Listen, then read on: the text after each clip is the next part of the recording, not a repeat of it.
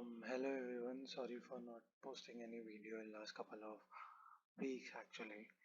So today is June 9 and I'll be posting from now onwards continuously.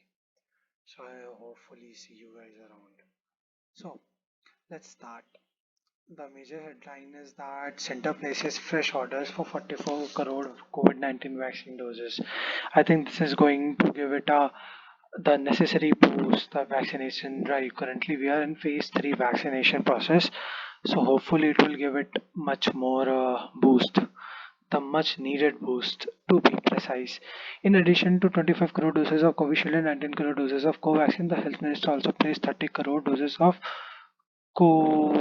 Corbevax produced by Hyderabad based biological E. It has released 30% as advance to these manufacturer. Okay. It is a protein subunit vaccine developed by the US-based Baylor College of Medicine and Dynavax, a biopharmaceutical company. Biologically will be testing the vaccine in phase 3 clinical trials. So the vaccine is currently not in its has not completed the third phase. So you should keep in mind. Ensure no break in studies of children hit by pandemic. Okay, this is a good thing because it's really needed looking at the time students are living in, especially school students, because they are missing out on lots of things. And whether it's studies or games or other important aspects which you experience, aspects of life which you experience in your school days. I thank you, honor schoolgirl till CJ. She cites steps to handle pandemic. Okay, this is a really good thing to see because these days when you see people just playing games and all, then there are some people who actually care about the world rather than just typing things out on social media and spreading hate and toxicity. Free rice offer boosts vaccination drive. Circle officer nozzle hit upon idea to push those over 45 years to take jab. I think there were some offers as well before also related to like there are countries which are offering you free stay at certain hotels during your journey to a particular place during your vacation, and they have termed it as a vaccination vacation kind of thing. So you guys should check it out in case you have some plans and you plan on getting vaccinated in a foreign country. Next is Sushil Kumar seeks special food in jail. I don't think we need to discuss that. Policemen find it tough to ensure social distancing in busy market. I don't think we should go with all this. Let's just straight away move to the editorial section. Okay. Yeah. Bring genome sequencing into the pandemic fight. Emerging variants with evidence of higher transmissibility and immune escape demand strategized responses. If there is one tool in COVID-19 pandemic response which India has been slow in adoption and has used optionally, it is genome sequencing. An effective COVID-19 pandemic response requires inter-ally keeping track of emerging variant total 10 till now, including variants of interest and concern, and then conducting further studies about their transmissibility, immune escape, and potential to cause severe disease. So you can see this is where India might be lying, and this will be a good topic to do little bit more research for GDs and other purposes. Therefore, genome sequencing becomes one of the first steps in this important process. When the success of the United States and United Kingdom in containing the virus is discussed, a lot of credit is being given to the increasing vaccination coverage. However, it is often forgotten that alongside these countries have scaled up genome sequencing, tracked the emerging variants, and used the evidence for timely actions.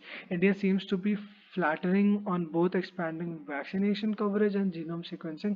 Unfortunately, there is not enough attention to scale of genome sequencing, which, as per the original plan, was supposed to cover 5% of confirmed COVID-19 cases. So this is where it might have failed. Through the procedural steps such as setting up Indian SARS-CoV-2 genome consortia, In case you don't know what SARS-CoV-2 is, it's another name for COVID-19. Have been taken. The sequencing has remained at a very low level of few thousand cases only. It is no surprise that we understand that the Delta variant, the original lineage B1617, was first reported from Maharashtra, India in October 2020, far less than the Alpha variant, which was reported in September 2020. Okay, the challenge of insufficient genome sequences is further compounded by the pace at which data is being shared, especially when the emergence of strains is so vital in tracking and responding to pandemic. Okay, let's move to the Delta strain. Amidst this, the release of findings of Council of Scientific and Industrial Research Institute of Genomics, Integrative Biology, and National Center for Disease Control and Academy of Scientific and Research study tracking variants of SARS-CoV-2 in Delhi on a preprint server is a welcome change and provides new insights.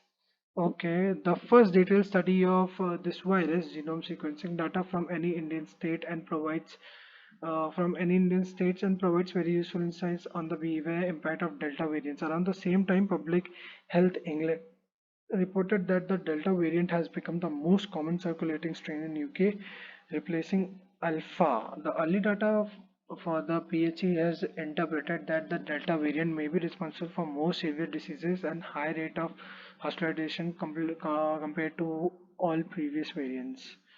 Okay, our scientific knowledge and understanding about emerging strains is going to be the key to deploy public health interventions and like to fight the pandemic. The emerging variants with early evidence of higher transmissibility, immune escape, and breakthrough infections demand continuous rethinking and re-strategizing of the pandemic response by every country.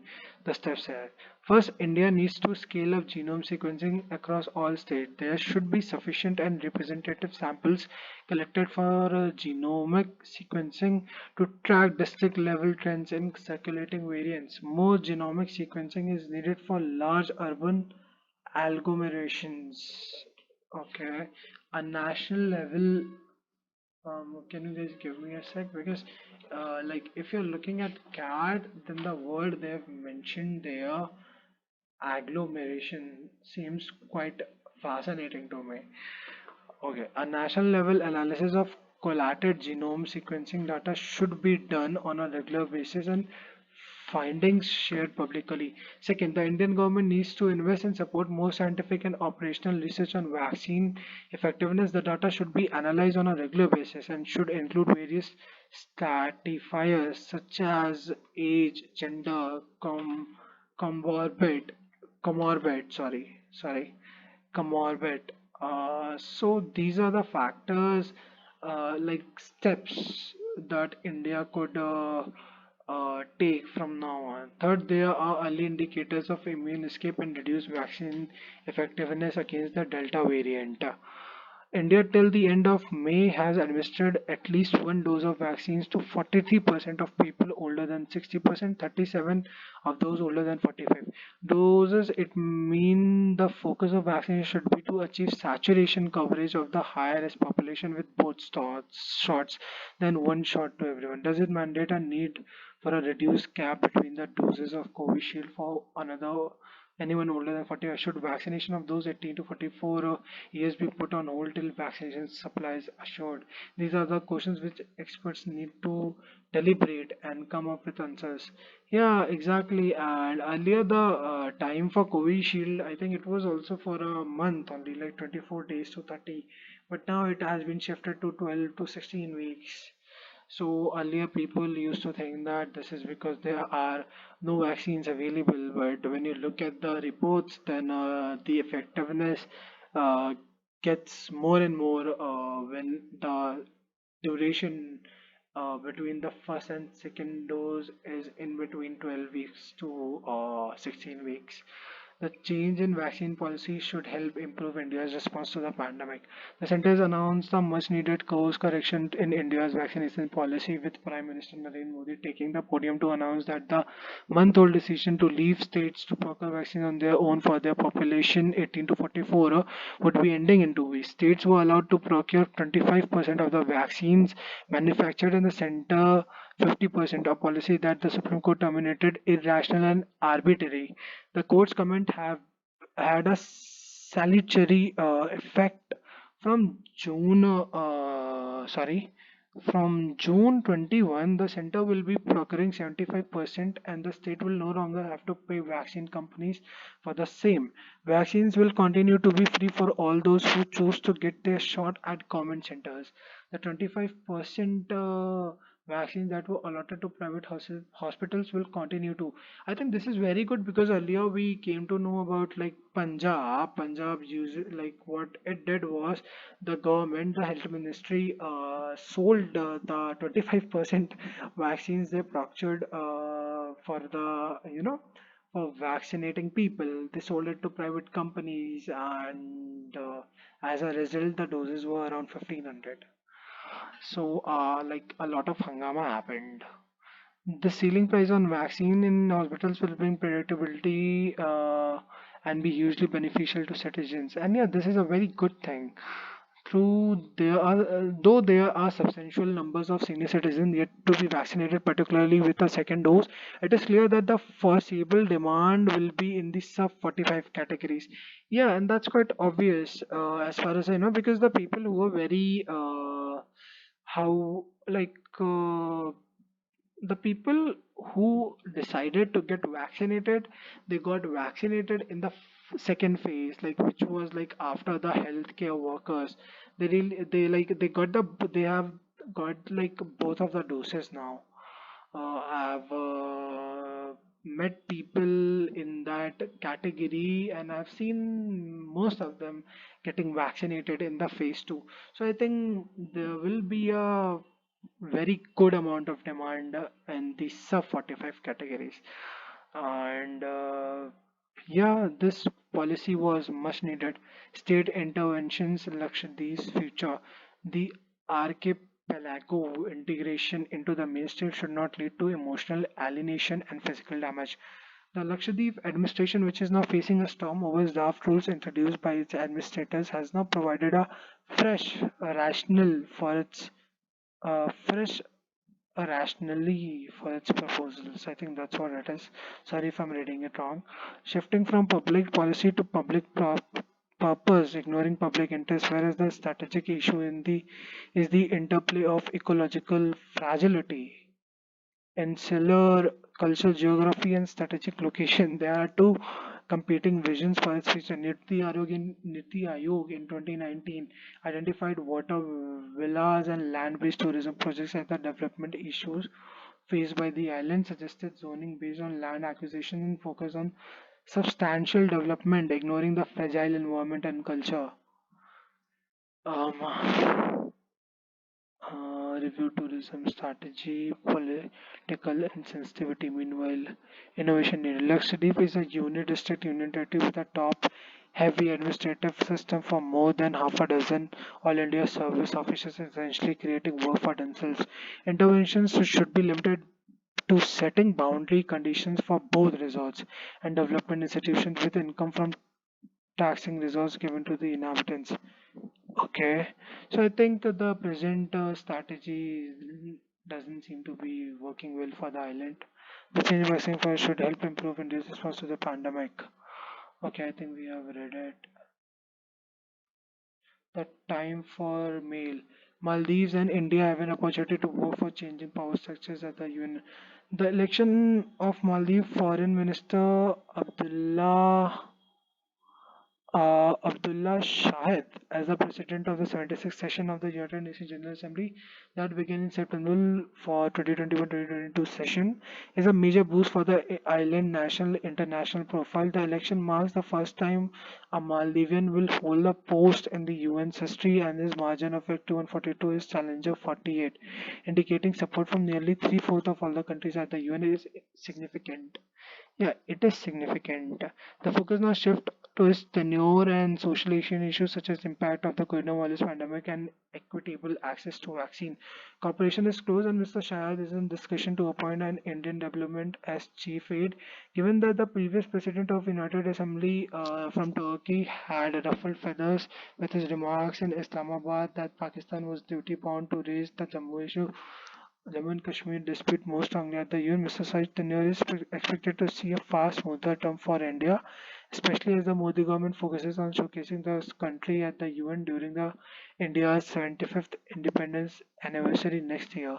Above all, it is hoped that India in the UNSC and the Maldivian president of the General Assembly will work in tandem as New Delhi pursues its goal for multilateral reform, the re-energize the dormant process of effecting change in the old power structure. Okay, vaccine procurement, the position. Okay, I will write this letter. I think we don't need to cover this part. Let's move to the other part. Preparing for the next COVID-19 wave. Vaccinating the vulnerable, constant surveillance, and reliable data will help India tackle the third wave. Vaccination. Data from several states indicate that the average age for mortality is reducing in several states and establishing at 30 to 45 years. This suggests that a vaccination might not already offer a survival advantage to those aged 45 years old. This was the main objective of providing vaccination. Given the undoubted benefits of vaccination, extraordinary efforts will have to be made to secure vaccines for vulnerable people. The periods between the waves. We only wake up to disease threats when there is a large outbreak. We have selective amnesia to health work related issues in the intervening periods and quickly get back to normal activity. But it is these intervening period between waves outbreaks that are actually important. Exactly, because you don't need to rest and party and just chill with your friends when you see things getting back to the normal, because third wave might be preparing. So governments of different states need to keep this thing in their mind and prepare according to that. Use data driven intervention as stated by historian John Barry. The most important lesson from 1918 influenza is to tell the truth whenever. Okay, exactly, you don't need to hide the figures, because we have seen that many states were hiding the figure, which in return made things worse, because people were quite confident that it's not, the condition is not really that much worse. To reduce the number of deaths, we should immediately create adequate capacity to handle the surge. More pedia- pediatricals, pediatricals, and specialist cares are needed to handle a complex disorder, namely multisystem inflammatory syndrome. Okay, enhancing pandemic specialized beds and ICUs can help in managing meningitis and other diseases in the community. Many patients have who have recovered from active COVID-19 infections are experiencing long-term residual effects of that disease, both physically and mentally. Yeah, because other than making sure that they are well and they're getting best medical care, the post-COVID scenario needs to be kept in mind for those individuals who were affected by active COVID like virus. The proportionality principle. Hamas endangers Israeli civilians by targeting them and endangers Gazan citizens by using them as human shield. Every war is tragic. Every citizen death is a world loss. Nevertheless, when legal discourse is applied to a war, legal terminology, concepts, and resulting conclusions should be accurately implemented. One common misconception concerns the term proportionality. Particularly, it is the argument that proportional use of force is a numbers game. The one only needs to compare the number of casualties on each side of the conflict in order to deduce which side used force disproportionately. From a legal standpoint, the notion is flawed. Had this been true, many NATO operations would have been guilty of being disproportionate and unlawful. In case you're wondering what NATO is, it's United Nations, I think, response force. Like many nations contribute to that. What proportionality means, and this issue is about the Gaza Israel conflict, like the okay, I'm not going to get in detail. You guys can Google it.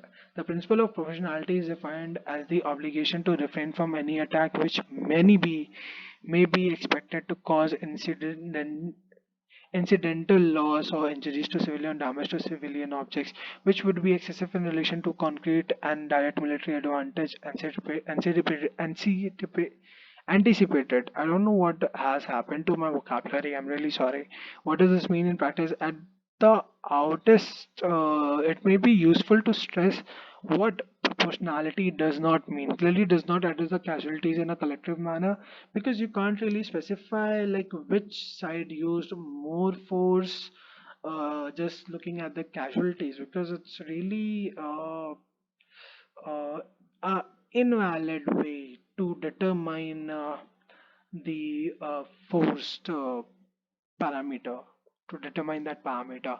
The proportionality principle means that before every military strike, military commander must assess two factors. First, they must examine the concrete and directly military advantage anticipated from an attack when naturally the neutralization of some targets would have a higher advantage than others. That's why I think Israel targeted the buildings in Gaza where it was where according to their intelligence agency, I mean high ranked member of a particular community were hiding which were marked as threat by Israel.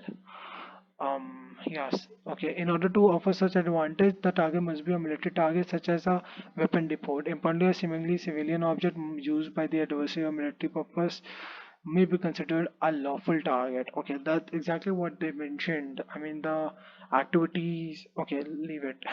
Second, the commander must assess based on reasonably available information at the time of the attack what the expected collateral damage would be.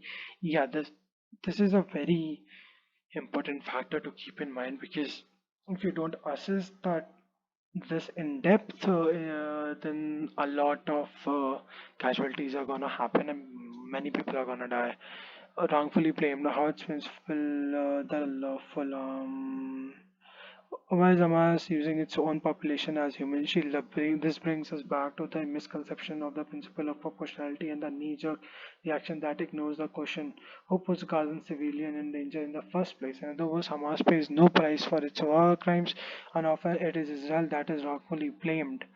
Yeah, exactly. This is what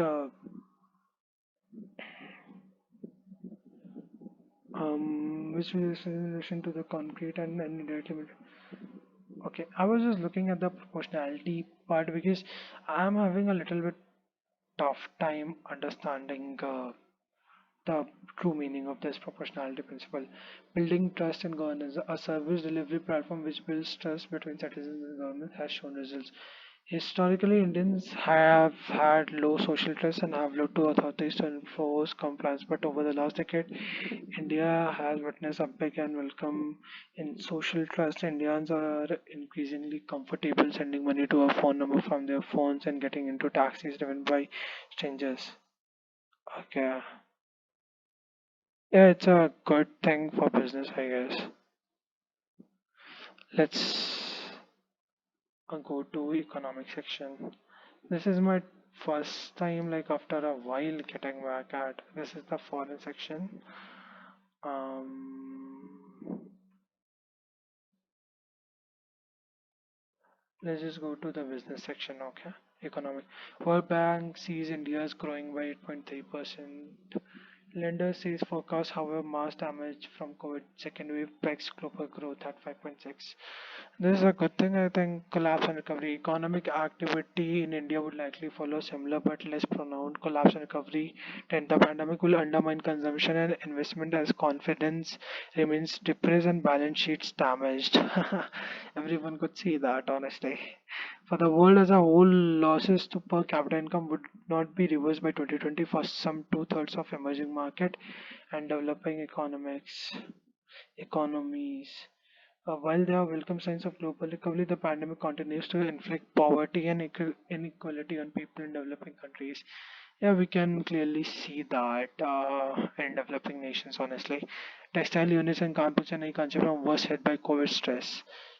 Exactly. Many homegrown businesses have also faced losses because of the second wave, not because of the first wave, but mainly because of the second wave, because they were hit hard. Sorry, free vaccines to states to add just it. Okay. LIC waits on life insurance performance. 63 moons to challenge primal DHFL resolution. Let's see. Jobs outlook likely to be stable for 3 months. 54 employments to hire in June. India's employment outlook would be more or less stable for the next 3 months of calendar 2021 survey by a particular organization. Workforce gains are anticipated in six of the seven industry sectors during the upcoming quarter, while the transportation and retail sector would be the strongest job market with a net employment outlook of plus 10%. It's a good sign, I guess, for the recovery. Foreign BRICS opposes exceptionalism. China, Beijing frames BRICS ministers' statements as opposing the West emphasis on multilateralism. I don't know what this word is, so I'm gonna write it down because this seems very interesting. From an economic point of view, I guess US Senate reports put spotlight on failures during capital attack. China offers Asian nation supports on vaccine. Okay.